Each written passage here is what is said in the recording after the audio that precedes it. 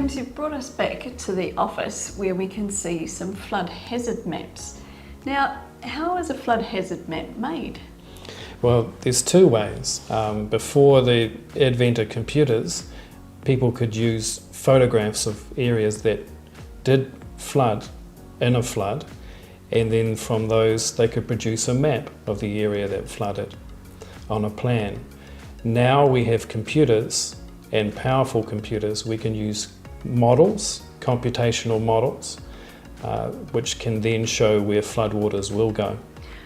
Right, and I can see on the map we've got some colour-coded areas, so we can actually zoom in and see the flood hazard for a particular address.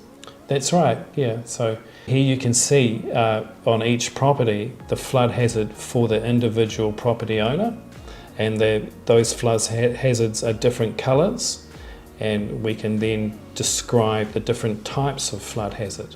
Some flood hazard means that the water will be travelling very fast and very deep, and so we would say that's not a good place to build a house. In other places the water will be shallow and just comes up and comes down slowly. So what we say there, if you build a new house in that area, you raise the floor level above the flood level, and then your house won't get flooded.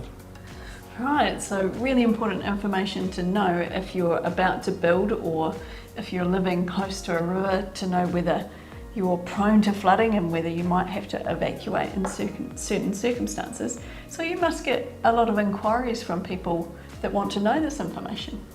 Yes, typically we receive between 2,000 and 2,500 inquiries and emails to us every year. And we also receive phone inquiries. But most of all, we have people that go and look at their own property using a web viewer like Google Maps, where you can see where the flood spread is and where your house is relative to the flood spread.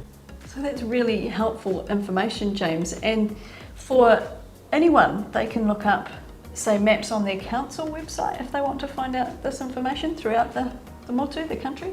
Yes, and if they are in an area of flood hazard, they can contact their council, and myself or my colleague or other people working in those councils can come back and give them detailed information about exactly which areas flood and how deep the water will be.